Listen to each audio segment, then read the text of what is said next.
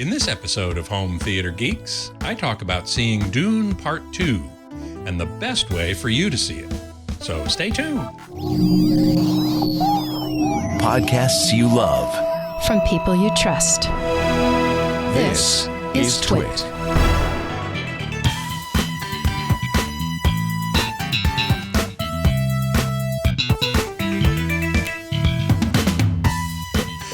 Hey there, Scott Wilkinson here, the Home Theater Geek. Last week, I got the opportunity to see Dune Part 2. Unfortunately, it wasn't in IMAX and it wasn't in Dolby Cinema, which I would have normally preferred, but a friend of mine wanted to go see it, and he didn't really have time to drive an hour to get where it would be in IMAX. So I agreed, and we went and saw it in a regular DLP cinema. With 2K resolution, 2.39 to 1 aspect ratio, 5.1 sound, not even Atmos. Oh well. But I wanted to go see it, and my friend could do it then, and he wanted to stay local. One of the disadvantages of moving away from LA is not having easy access to those advanced movie formats, which I'll talk about in this episode a little bit. At least the theater had recliners. They're manual, and the leather was pretty worn out, but it was semi-comfortable. You know, it was okay. So Dune Part 2. It was shot on IMAX certified cameras, specifically the Arri Alexi 65, as well as the Alexa LF large format and Alexa Mini LF, kind of an oxymoron there. But for the most part, it was shot at 6K and released at the highest at 4K. And ideally, what Denis Villeneuve wanted, the director, he wanted the movie to switch between IMAX, what's called enhanced aspect ratio, which is 1.9 to 1, and the full IMAX 1.43 to 1 aspect ratio, which is taller than the regular aspect ratio, and certainly taller than the normal movie 2.39 to 1 aspect ratio. And there's about 40 minutes of the movie that are shown in the 4.3 to 1 as opposed to the 1.9 to 1. So this can be found, really the way that he wanted you to see it, can be found only in IMAX theaters that have a 1.43 to 1 screen. And there aren't that many that have that size and aspect ratio of screen. There are some dual laser projector theaters that have it, and most, if not all, of the 70 millimeter film projector theaters have it. However, there are only 12 70 millimeter film projection theaters, IMAX theaters, in the world. And this is the only way to see the movie exactly as the director intended. So I would seek out an IMAX dual laser theater with a 1.43 format screen. IMAX laser theaters also have single laser versions, and they're most likely to have just a 1.90 screen.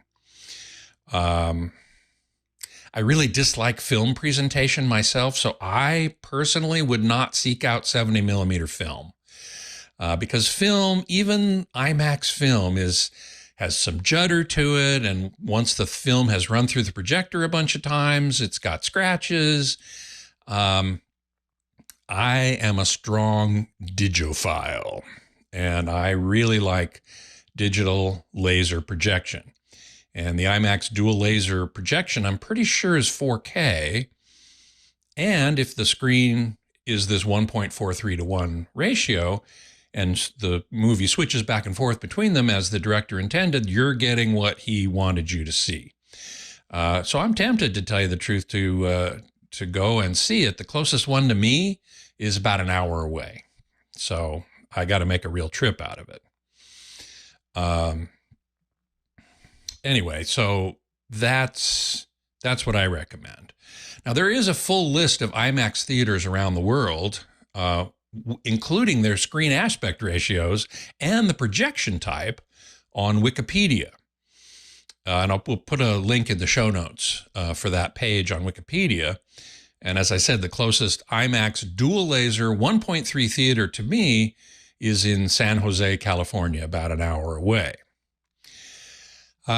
Dolby Cinema would be the next best way to see it. They also use dual laser, dual projector, and the aspect ratio is fixed to 2.39 to 1, so it's not going to switch as the director intended, but the contrast will be stunning. The black levels will be zero black nearly, and it's brighter than a conventional cinema, which is important because there are some really bright scenes in this movie. And so having that contrast would really make the picture pop big time. So that's what I recommend. If you don't have an IMAX dual laser or 70 millimeter 1.43 theater near you, and go to that Wikipedia page to determine if you do, then I would seek out a Dolby Cinema. So as usual, I measured the sound levels in the theater. I have the Audio Tools app on my iPhone and a Studio 6 digital calibrated microphone called the iTest Mic 2, which plugs into the USB connector on, oh no, it's Lightning connector on my iPhone. It's an older iPhone. Anyway, I measured for 3 hours, which includes the trailers. Interestingly, in this theater, there were only like 15 minutes of trailers because the movie itself is 2 hours and 45 minutes. And the levels weren't bad at all. The average level over the entire movie was 79.3 dBA. That's decibels A weighted. And A weighting, I won't explain now. It would take a while. But it is the standard by which movie sound is typically measured. And movies are specified to not exceed an average over their entire length of 85 dBA. So this was well under that. Great. The loudest 1 second of the movie was 97.7, which is pretty loud, but it only lasted a second. It stayed above 84.4 for 10% of the movie, or about 18 minutes. And 85, as I said, is the maximum average over the entire movie, so it was fine.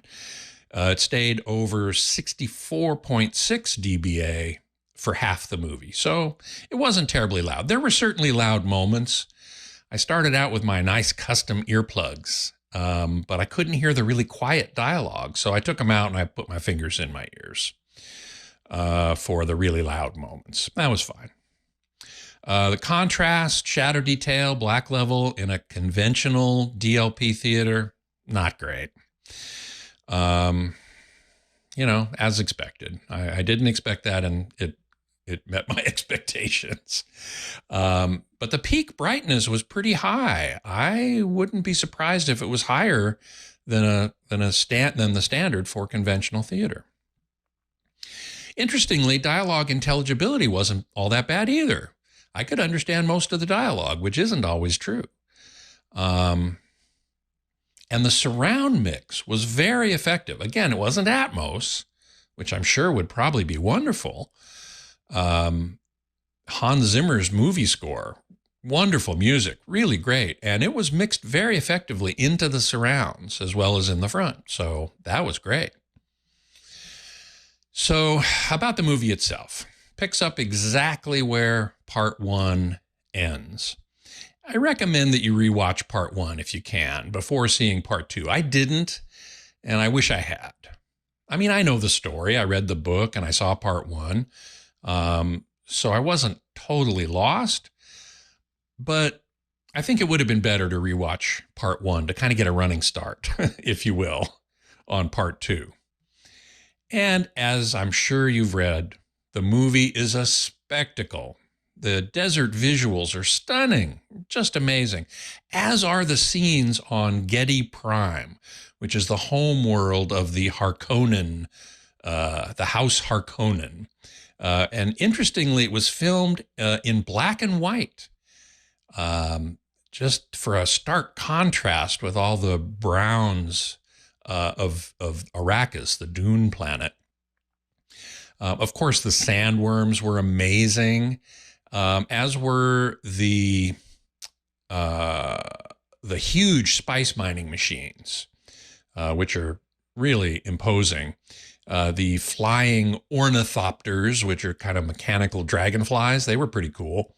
And the giant spaceships that land at various points, also really, really stunning, just beautiful. Now, I have to say, I often felt like the transitions from one scene to another were a little jarring, a little disjointed.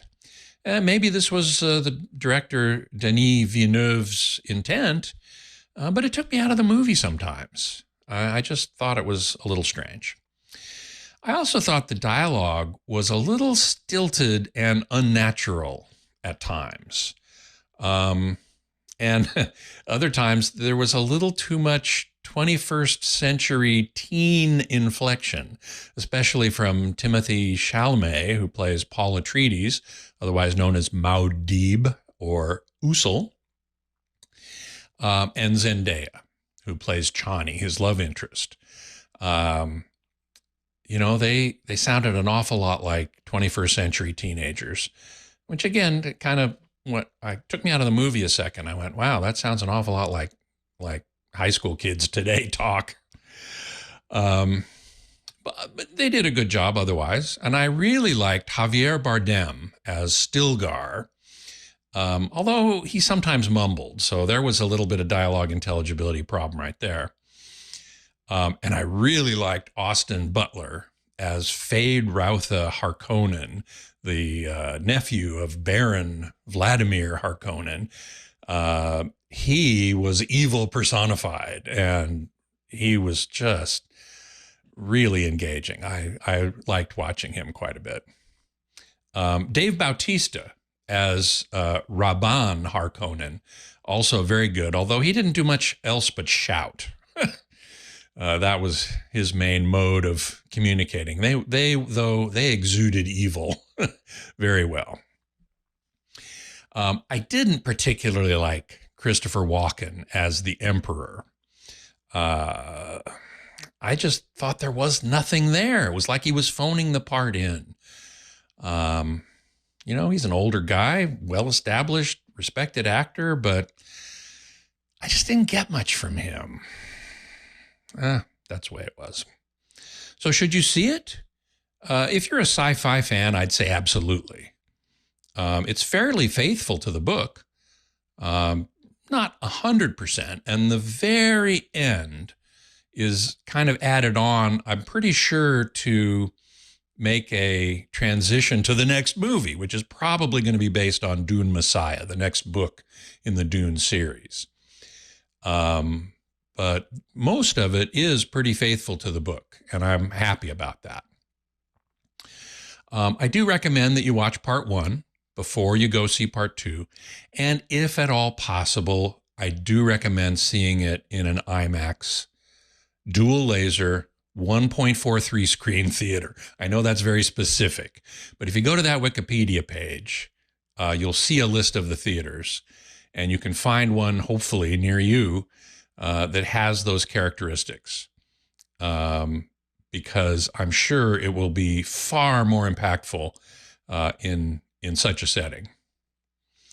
I regret not having taken the extra time to travel to do that. I may, in fact, still do that if I get a chance, because I really would like to see it as the director intended, which is always my recommendation. You want to see something as the content creator intended.